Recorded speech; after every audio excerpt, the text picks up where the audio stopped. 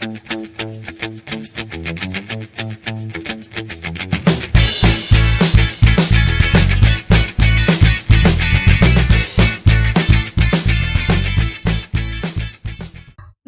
bismillahirrahmanirrahim. Assalamualaikum warahmatullahi wabarakatuh.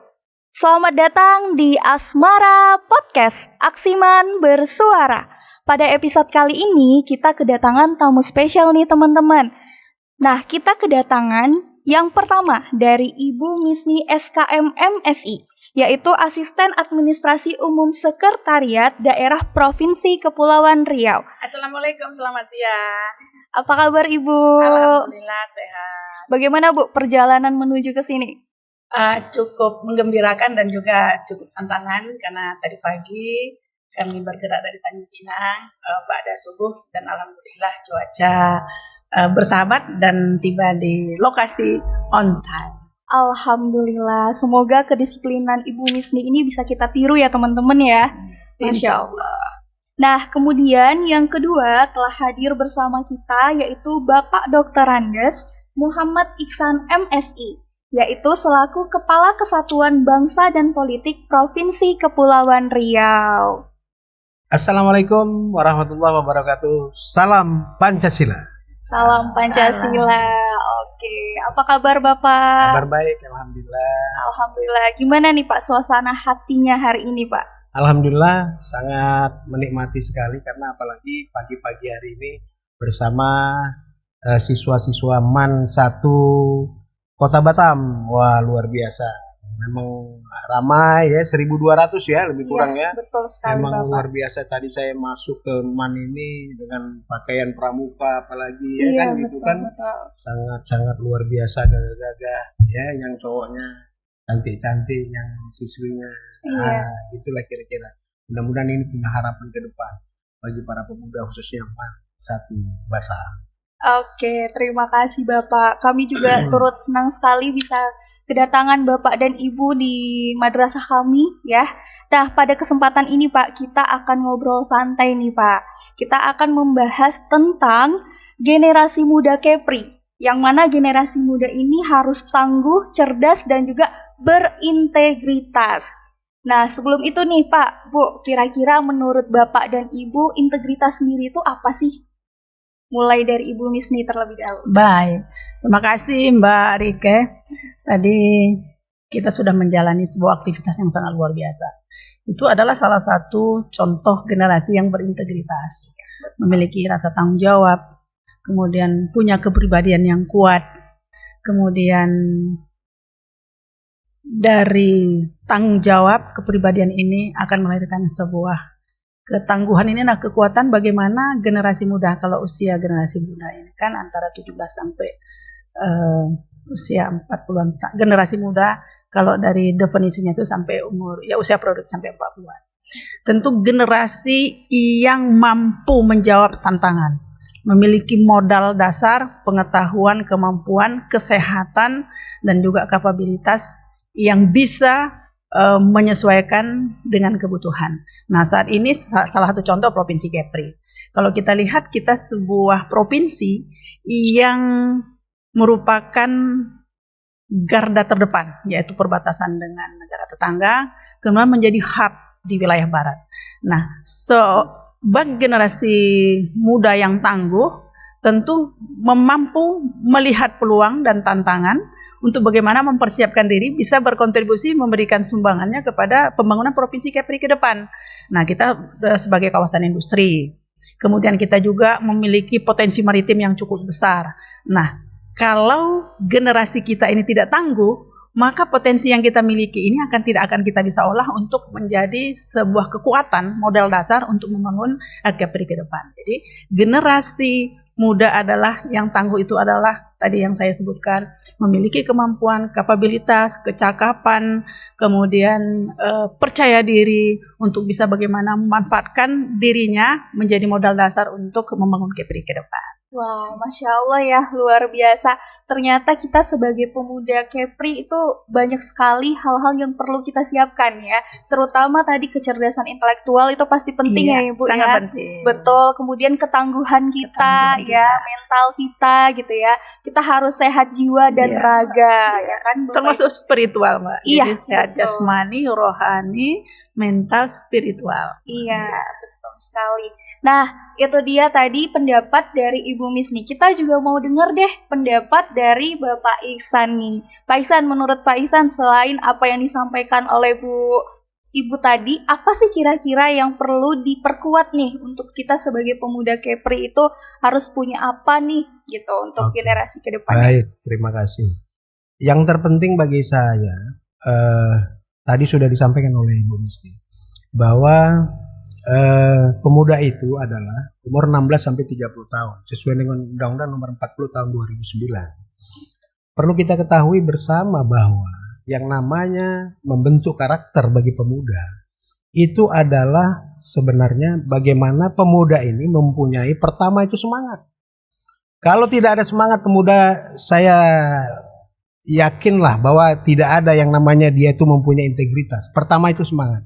Yang kedua, pemuda ini harus mempunyai jiwa intelektual yang tadi mungkin sudah disampaikan oleh Ibu Misni. Ya, intelektualnya juga bagus. Dari spiritualnya juga harus bagus. Tanggung jawab itu yang terpenting. Bahwa pemuda itu harus mempunyai tanggung jawab. Maka dia menjadi pemuda yang berkarakter. Kalau dia mempunyai tanggung jawab, dia itu menjadi pemuda yang berkarakter. Nah, terus yang ketiga yang perlu saya sampaikan bahwa para pemuda ini kan menjadi estafet penerus bangsa ini. Bahwa harus pemuda ini mempunyai nilai-nilai yang sudah diturunkan oleh orang-orang tua kita. Artinya punya jiwa luhur pertama adalah bagaimana sesuai dengan Pancasila itu sendiri. Ya, Pancasila. Kita tahu dengan 5 dasar Pancasila itu semua itu tergambar semua bagaimana dia menciptakan karakter bangsa khususnya para pemuda. Kalau sudah dia mengamalkan 5 Pancasila itu, 5 pedoman dari Pancasila itu, insya Allah mudah-mudahan dia itu menjadi pemuda yang tangguh, berkarakter ya, dan dia mempunyai jiwa spiritualnya yang juga yang bagus.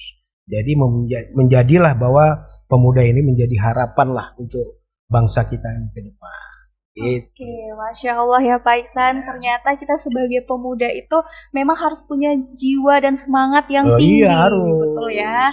Nah, jadi saya teringat pada tokoh kita yaitu Bapak Soekarno. Ya, beliau mengatakan bahwasannya beri aku 10 pemuda maka akan kuguncangkan dunia. Ya, Masya Allah yang luar biasa ya. Itu dari jiwa semangat. Iya. Jadi untuk teman-teman nih yang punya jiwa-jiwa pemuda ya, jangan menyerah dan patah semangat. Karena semangat itu adalah hal yang paling penting untuk saat ini ya Pak.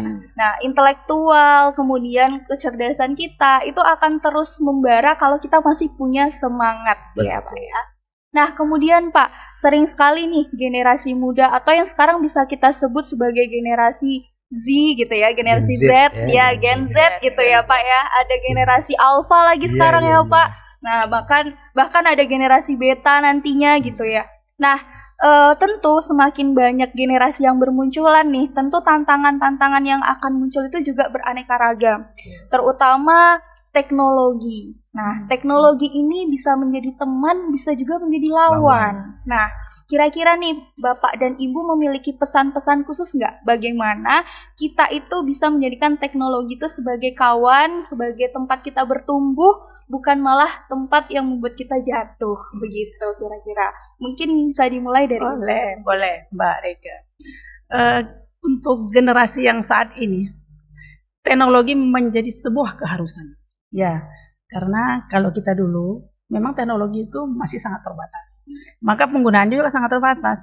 Namun ketika generasi saat ini, teknologi menjadi sebuah keharusan. Karena memang teknologi itu diciptakan untuk sebuah kemudahan. Komunikasi bisa lebih lancar. Kalau dulu kita menggunakan telepon harus pergi ke wartel. Kalau sekarang kita dengan menggunakan handphone kita langsung bisa berkomunikasi. Berarti kan tujuan positifnya itu sangat besar, yaitu memperlancar komunikasi, mendekatkan yang jarak yang jauh. Iya, yang jauh bisa ya. didekat kan, bisa komunikasi setiap hari, demikian kan. Terus informasi bisa jauh lebih kompleks kita bisa dapatkan. Sekarang tinggal scroll saja, tinggal kita buka internet, kita tinggal semua ada di sana. Tapi teknologi itu harus digunakan secara tepat, ya. Dan harus ada batasan usia. Untuk orang yang dewasa, kami kira sudah sangat paham menggunakan teknologi secara baik dan benar. Namun untuk anak-anak ini harus dibatasi penggunaannya. Kemudian anak remaja juga demikian. Bahkan kita lihat beberapa negara maju, mereka itu sangat membatasi penggunaan seperti gadget itu usia 17 tahun ke bawah. Karena dia akan berdampak negatif untuk tumbuh kembang generasinya. Namun tadi kembali lagi kami, kegunaannya karena sangat positif dan kita tidak bisa menghindari daripada teknologi itu sendiri. Kalau kita menghindari teknologi justru kita akan tergilas. Salah satu contoh di sekolah-sekolah juga sekarang sudah menggunakan juga salah satunya internet gitu ya. Internet ini menjadi sebuah kewajiban bagi kita. Kita satu hari kalau nggak terkontak dengan handphone ini rasanya sakit badan gitu ya. Betul. Ya kan? Demikian juga. Tapi bagaimana kita menggunakan teknologi secara bijak dan benar. Karena apabila kita bermain-main dengan teknologi, ingat ada jejak digital. Nah, yang ini akan menjejas kita bukan pada saat ini, tapi untuk juga masa yang akan datang. Maka penggunaan teknologi saat ini menjadi sebuah keharusan, namun harus digunakan secara bijak dan tepat. Kalau tidak, maka kita akan tergilas oleh teknologi itu sendiri. Jadi ibarat pisau itu akan melukai kita apabila kita tidak gunakannya secara baik dan tepat. Wah, luar biasa ya. Jadi memang betul-betul teknologi ini bisa menjadi dua mata pisau ya, Iya, ya. benar. Bisa melukai kita kalau kita tidak mempunyai sebuah batasan gitu ya, Ibu ya. Nah, kemudian nih Pak, menurut Bapak sendiri nih. Nah, biasanya kan kita nih apalagi semakin tua itu ya Pak ya. Iya. Ya, semakin eksis gitu Pak di sosial media gitu kan. Karena kayak Reiko sendiri gitu kan, selalu apa-apa maunya tuh diupdate gitu ya Pak. Bangun tidur tuh yang dicari tuh bukan suami. Tapi handphone dulu gitu ya Pak ya. Kayak kalau Bapak sendiri seperti apa Pak?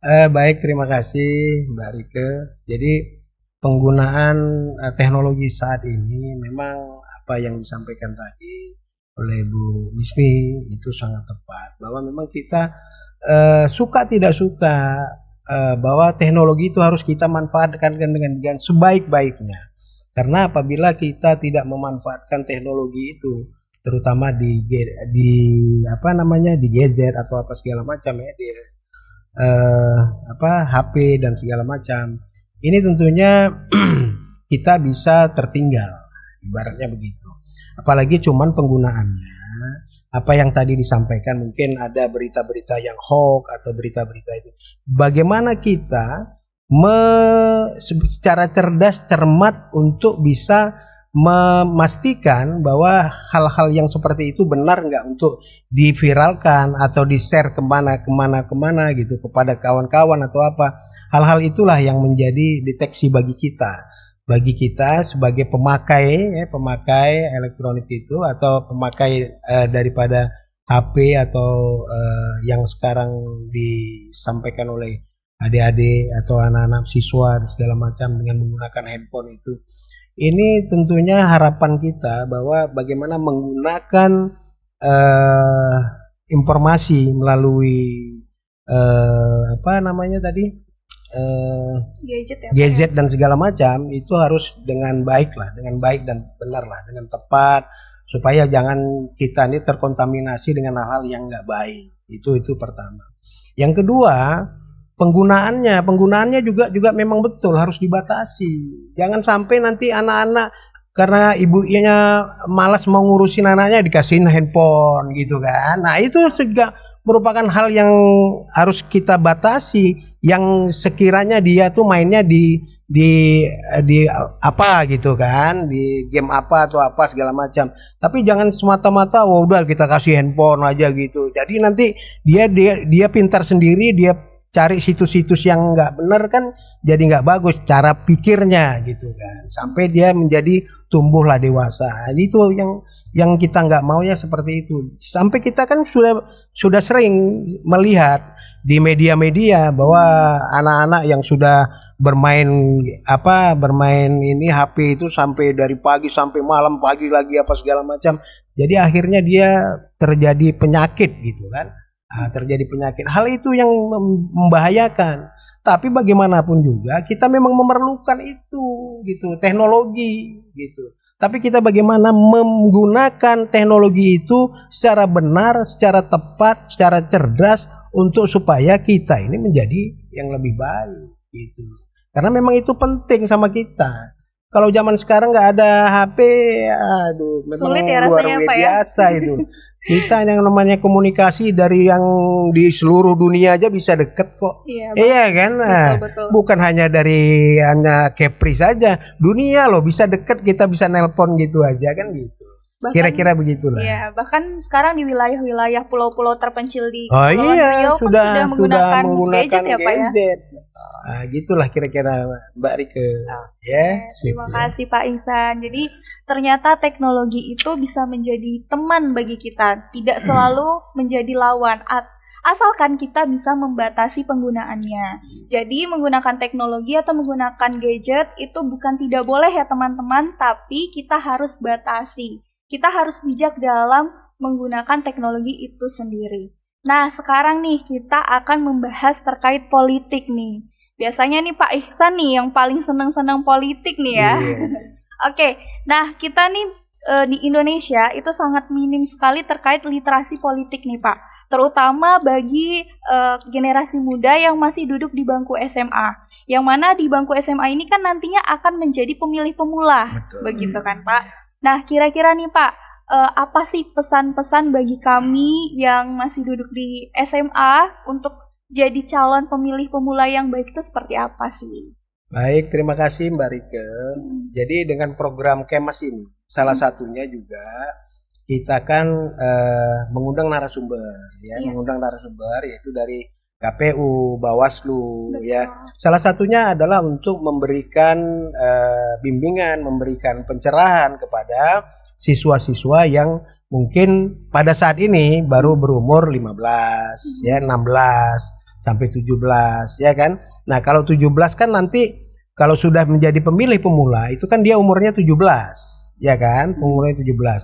Nah, dalam metode sekarang yang sedang kita laksanakan kegiatan Kemas ini, Kesbang Pol Masuk Sekolah, yang salah satu narasumbernya adalah KPU, juga memberikan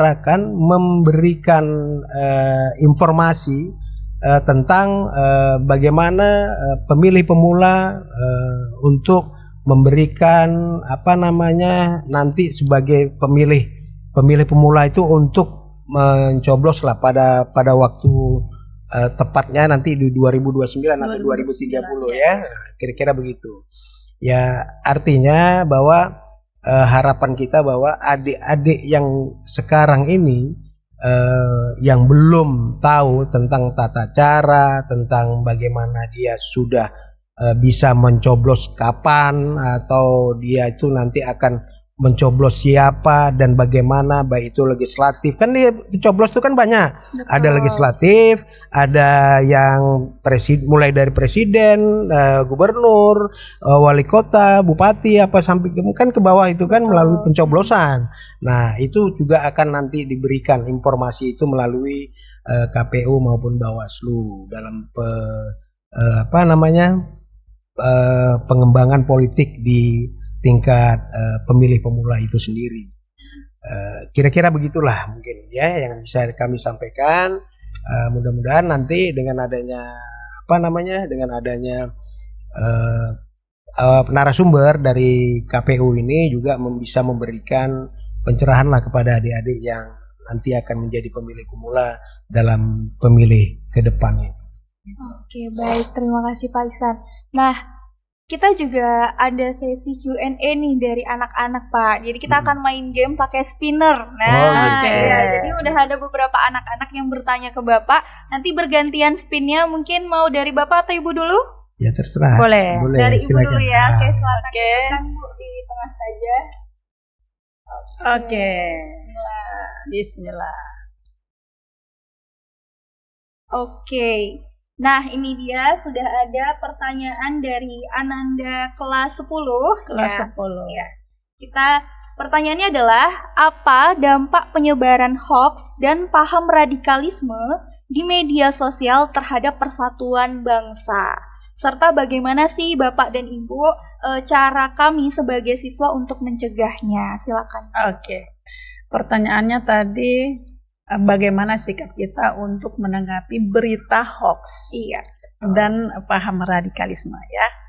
Mudah-mudahan Mbak Rike bisa menjawab. Ini pertanyaan anak kita ya, luar biasa ini. Masalahnya kelas 10 itu kan sebenarnya kelas 2 ya. Kelas 1 Kelas 1 ya, kelas 1. Tapi pertanyaannya itu sudah menggambarkan seorang anak yang sangat memiliki wawasan yang cukup baik ya. Jadi berita hoax ini adalah berita bohong. Kalau dari segi agama, kalau berita bohong itu kan fitnah jatuhnya. Nah, oleh karena itu kita harus melihat dulu konteks. Artinya tidak bisa ditoleransi kalau udah hoax kan gitu. Cuma kan kita harus menganalisis dulu beritanya, konteksnya, dari konten siapa yang menyampaikan. Kemudian dampaknya juga pasti besar ya. Tapi kalau anak-anak, itu tentu beritanya di kalangan remaja. Kurang tertarik sih mereka itu biasanya kalau untuk melihat berita-berita yang berkaitan dengan disintegritas bangsa yang seperti itu kan. Tapi untuk berita hoax, kalau sudah terpaksa harus terbaca, harus kita ketahui, abaikan. Jangan di-share atau diteruskan kepada yang lain. Karena begitu kita meneruskan, berarti kita orang yang kesekian kali menyebarkan itu. Jadi akhirnya semakin banyak. Ini kan beritanya satu nih awalnya. Iya, betul. Tapi disebarluaskan. Akhirnya ini kan berantai. Kalau ini berita yang lingkupnya negara, maka dampaknya akan sangat besar. Turun lagi, kalau beritanya lebih kecil, hanya berita pribadi, bisa bertengkar, Pak. Iya, betul. Iya, bisa bertengkar kan? Akhirnya berita ini fitnah. Berita fitnah kemudian akan menjejak seseorang, pencemaran nama baik, bisa dituntut. Secara hukum bisa dituntut. Jadi artinya sikap kita terhadap berita-berita yang hoax untuk tidak diteruskan dan tidak ikut-ikutan mengomentari daripada berita tersebut. Jangan jadikan berita itu semakin besar. Itu sikap kita. Sikap kita adalah diam dan mempengaruhi kawan-kawan bahwa itu adalah berita yang tidak baik dan benar. Kemudian untuk intoleransi. Ya, kita sebagai warga negara ya di masyarakat Provinsi Kepri, hampir tidak ada suku yang tidak ada di Provinsi Kepri. Ini miniatur Indonesia. Ada Jawa, Batak, Sumatera, Sulawesi, semua ada di sini. Nah, itu menjadi sebuah modal dasar, kekuatan untuk membangun Kepri. Maka kita harus toleransi antar umat beragama. Kita ada Islam, ada Kristen, ada Hindu, ada Buddha. Ini semua sumber daya yang menjadi kekuatan kita untuk membangun Kepri. Terbukti bahwa moderasi antar umat beragama Provinsi Kepri peringkat ketiga di nasional ya, tingkat nasional di Indonesia. Itu apa artinya? Bahwa kita sangat hidup guyup, saling memahami, toleransi antar umat beragama, tidak saling menyalahkan. Kalau kita dalam Islam lakum dinukum waliyadin. Artinya untukmu agamamu dan untukku agamaku. Artinya urusan hablum minannas itu menjadi sebuah keharusan, hablum minallah itu masing-masing. Inilah yang menjadi kekuatan kita, saling menghargai, saling menghormati, saling menjadikan keberagaman menjadi sebuah kekuatan pondasi. Kalau pondasi itu kan harus kuat. Betul. Ya dasar gitu ya. Maka intoleransi ini adalah sebuah tindakan yang tidak boleh tumbuh dan berkembang di diri kita, di keluarga kita, dan juga pada masyarakat kita. Kita harus toleransi antara umat beragama. Karena itu adalah merupakan budaya atau karakter dari bangsa Indonesia. Karena kita nggak mungkin juga mendustakan teman-teman kita yang punya paham berbeda, punya agama berbeda, terus kita juga hidup di dalam lingkungan yang beragam, maka keberagaman adalah menjadi sebuah kekuatan untuk membangun Kepri ke depan. Masya Allah ya. Kata kuncinya adalah keberagaman adalah untuk membangun Kepri ke depan sebagai pondasi. Sebagai pondasi. Ya, itu ya teman-teman. Jadi kita harus saling menghargai, saling menyayangi ya, tidak boleh menjatuhkan satu sama lain ya. Bully-bully juga nggak boleh. Bully-bully juga tidak boleh ya. Warna kulit kita boleh berbeda, tapi kita tetap Indonesia. Indonesia harga mati. Ya, Indonesia harga mati. NKRI harga mati. Bhinneka Tunggal Ika. Walaupun berbeda-beda, tetapi tetap satu. Oke. Nah, kita ke Bapak nih. Sekarang waktunya spin lagi ya, Pak. Oke. Ayo. Di mana nih? Di tengah, Pak. Di tengah aja. Ya, deg-degan nggak, Pak? Kayak nomor undi. Kayaknya punya pengalaman deh. Bapak kayaknya punya pengalaman deh. Kayak nomor undian. Nah, nih ada pertanyaan. Pak, alhamdulillah saya sangat tertarik dengan program Kes Bangpol masuk sekolah ini. Ya, tapi sayang sekali Pak, tadi saya tidak kebagian sepeda. Langsung door prize ya. Tapi saya sangat tertarik dengan program ini Pak, apalagi saya merupakan bagian dari pemilih pemula itu sendiri. Nah Pak, ketika saya ini persiapan untuk saya nanti sih Pak. Nah, saya tuh suka bingung kalau misalnya mendengarkan informasi dari mana, terutama di sosial media. Nah, kira-kira bagaimana sih Pak cara untuk memfilter informasi yang baik untuk kita? Gitu. Baik, terima kasih. Oh, tadi namanya tak boleh disebut ya. Itu rahasia negara. Rahasia negara. Baik, terima kasih atas pertanyaan yang cukup luar biasa dan bagus sekali ya. Karena memang pertama yang perlu saya sampaikan adalah program Kemas. Itu yang tadi disampaikan bahwa program Kemas ini, Kes Bangpol Masuk Sekolah, bahwa sudah dilaksanakan mulai dari tahun 2025 ya, 2025, dan tadi sudah disampaikan oleh Bu Misni bahwa sasaran kita lebih kurang 10.000 pelajar ya. 10.000 pelajar, dan di tahun 2026 ini kemarin baru juga dilaksanakan di-launching oleh Bapak Gubernur, Bapak Haji Ansar Rahmat di SMA Negeri 2 Tanjung Pinang. Juga kita juga menyasar lebih kurang di tahun 2026 ini 10.000 pelajar juga. Terus yang kedua berkenaan dengan ini kan tentunya memberikan semangat. Tadi mungkin sepeda ya, mungkin belum rezekinya Ananda ya. Yang mudah-mudahan nanti kita kembali lagi di waktu yang berbeda, mungkin nanti ada rezeki yang lain. Kita memang yang namanya door prize ini memberikan semangat lah bagi untuk anak-anak, maksudnya anak-anak kita pelajar supaya bisa dia termotivasi untuk ikut kegiatan Kemas ini. Itu yang pertama sih sebenarnya. Yang kedua yang perlu saya sampaikan tentang masalah apa tadi yang untuk ini ya, pemilih pemula ya. Tadi juga sudah saya sampaikan di awal bahwa pemilih pemula ini memang kadang-kadang nanti ada pencerahan. Itu tadi yang saya sampaikan, itu ada pencerahan nanti dari narasumber yang KPU. Dia akan memberikan tentang cara, persyaratan dan segala macam bagi pemilih pemula itu. Untuk pemilih pemula biasanya ini kan biasalah namanya pemilih pemula, dia tuh agak ragu, agak bingung, agak seperti apa nih, siapa yang mau saya pilih atau gimana kan begitu kan. Karena kita ketahui bersama bahwa yang namanya nanti sudah waktunya untuk mencoblos itu kan mulai dari pemilihan presiden sampai kepada kepala daerah ya. Kepala daerah mulai dari presiden, gubernur, bupati, wali kota ya kan gitu. Terus sampai kepada legislatifnya, DPR RI, DPRD provinsi, DPRD kabupaten kota. Nah, ini tentunya nanti akan pastinya dari KPU atau Bawaslu selaku pengawas pemilu itu dia akan memberikan pembekalan kepada pemilih-pemilih pemula. Ya, salah satunya ini di program Kemas kita buat seperti itu.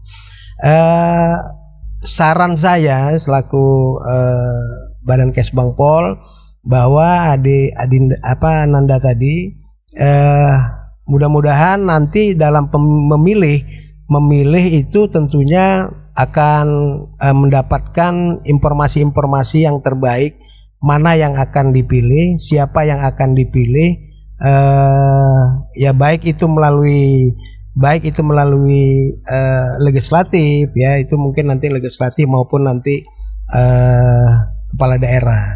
Saya pikir mungkin itu nanti bisa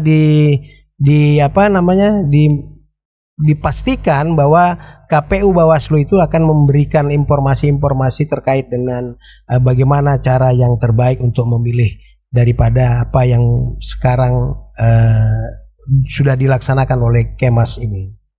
Saya rasa itulah. Baik, terima kasih Pak Iksan atas jawabannya. Nah itu ya teman-teman, bagi yang belum sempat untuk pertanyaannya dijawab oleh Bapak dan Ibu, karena kita mengingat ya waktu kita juga cukup terbatas, tapi alhamdulillah terima kasih kepada Bapak dan Ibu yang sudah menjawab pertanyaannya dengan baik. Dan mungkin ini kita masuk ke closing statement nih Bapak dan Ibu. Nah, mungkin kalau closing statement dari Reike sendiri adalah bahwasannya kita ketika menjadi seorang pemuda, kita bukan jadi pemuda yang asik ngomong sana dan sini, tapi kita harus jadi pemuda yang punya prestasi dan punya integritas untuk bangsa kita sendiri. Nah, mungkin kalau dari Ibu, apa tuh Bu? Ya, tentu karena saya sudah orang tua pemuda. Iya, Masya Allah. Ya, jadi nasihat seorang tua untuk generasi muda, untuk anak-anak kita, yang pertama adalah jadilah agen perubahan. Jadi kalau sudah agen perubahan, ini seseorang yang memiliki modal untuk dicontoh. Jadi kalau tadi dia di depan memberikan contoh, di tengah memberikan semangat, di belakang memberikan dorongan. Ya, jadi Turi Handayani itu adalah merupakan jiwa karakter yang harus dimiliki oleh seseorang generasi muda. Ya, agen perubahan harus bisa memberikan perubahan yang positif di mana dia selalu berada. Jadi kalau kita mempunyai nilai atau value, maka kita selalu dianggap. Maka jadilah agen perubahan. Yang kedua, ini sekaligus kesimpulan. Yang kedua, jadilah pemuda yang menjadi pemersatu bangsa. Artinya karakter yang kita laksanakan harus mencerminkan daripada Pancasila. Memiliki agama yang kuat, memiliki rasa persatuan, memiliki toleransi, kemudian memiliki jiwa sosial. Itu adalah karakter dari Pancasila. Kemudian yang terakhir, harus memanfaatkan teknologi secara bijak, cerdas, dan tepat. Dan bangun masa depan menjadi lebih baik. Dan jangan hanya bermimpi saat ini, tapi melihatlah masa depan yang lebih baik.